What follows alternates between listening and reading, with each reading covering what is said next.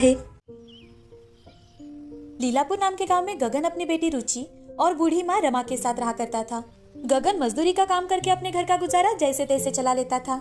रुचि अब 12वीं कक्षा में थी, तो इसीलिए वो मन लगाकर पढ़ाई किया करती थी। उसकी पढ़ने के प्रति लगन देख गगन बड़ा ही खुश था।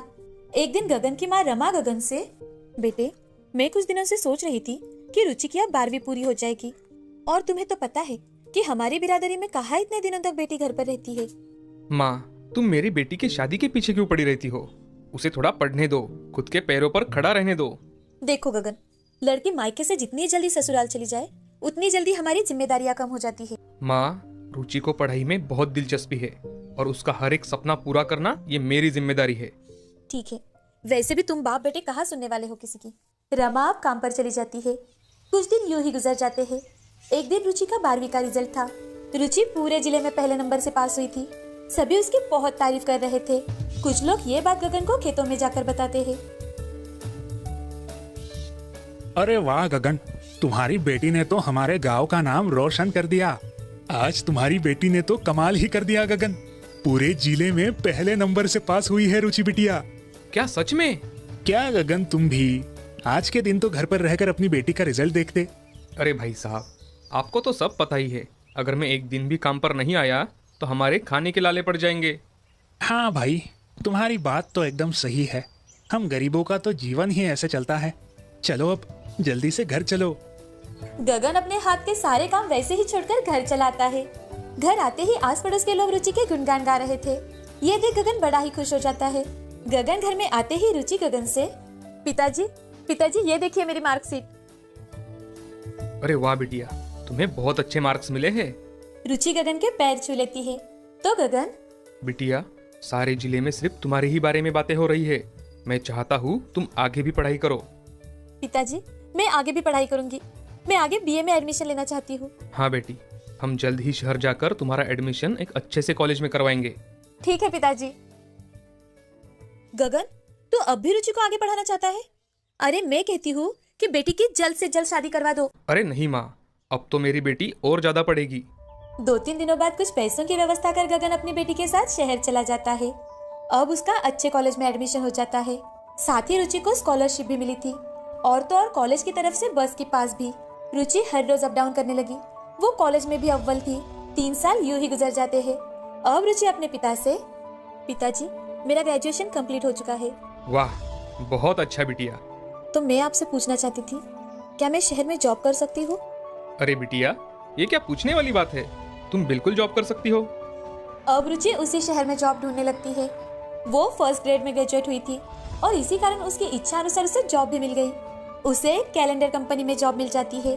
तो वो फोन पर अपने पिताजी से, हेलो पिताजी, मुझे एक अच्छे कंपनी में जॉब मिल गई है। अरे वाह वाह बिटिया, मुझे बहुत खुशी हुई ये बात सुनकर। रुचि का ऑफिस में भी परफॉर्मेंस बहुत ही अच्छा था। अब कुछ ही दिनों बाद समीर नाम के एक पढ़े लिखे लड़के के साथ रुचि की शादी तय हो जाती है। तो रुचि समीर से, समीर जी, मैं शादी के बाद भी जॉब करना चाहती हूँ। रुचि, मुझे तुम्हारे जॉब करने से कोई आपत्ति नहीं है। तुम शादी के बाद भी जॉब कर सकती हो। सच में Sameer ji? Thank you so much. Ruchi की बड़े ही धूमधाम से समीर के साथ शादी हो जाती है। समीर का स्वभाव बड़ा ही शांत और अच्छा था।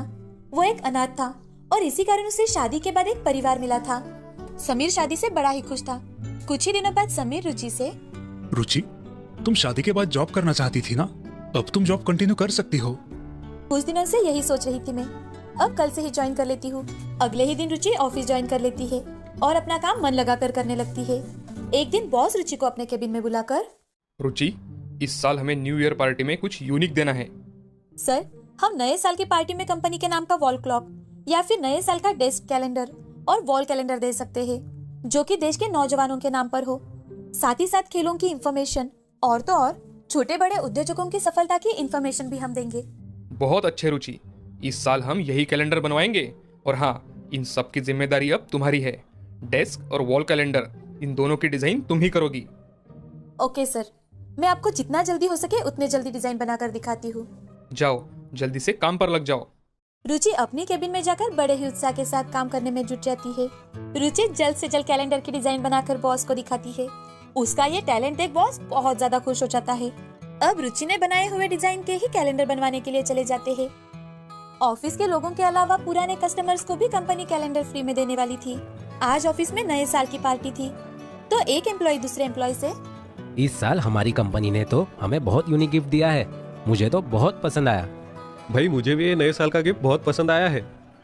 उस कैलेंडर में बड़े बड़े उद्योजकों की सफलता, खेल के प्रति जागरूकता, नौजवानों का उत्साह, इन सभी के कारण उनके कस्टमर भी इस कैलेंडर से बड़े प्रभावित हुए। जैसे ही न्यूज चैनल वालों को इस यूनिक आइडिया के बारे में पता चला, वैसे ही न्यूज चैनल वाले आकर उनके बॉस का इंटरव्यू लेते हैं। साथ ही कंपनी के नए कैलेंडर उनको गिफ्ट के तौर पर दिए। ये देख रिपोर्टर। सर, ये कैलेंडर तो हमारे देश के होनहार नौजवानों की जानकारी और खेलों का प्रदर्शन कर रहा है। हाँ, ये तो हमारे एक होनहार एम्प्लॉय का काम है। क्या नाम है उनका? उनका नाम है मिस रुचि। अगले ही दिन रिपोर्टर अपने न्यूज चैनल पर रुचि के बारे में बताकर उसकी आइडिया लोगों को शेयर करता है। लोग भी अब रुचि की बहुत प्रशंसा करने लगे और ये सब देख गगन को जैसे सारी खुशियाँ मिल गई थी। और समीर, वो भी इस बात से बहुत ही ज्यादा खुश था। इस कहानी से हमें ये सीख मिलती है कि हमें हमेशा मेहनत करनी चाहिए, जिससे तरक्की हमारे कदम चूमे।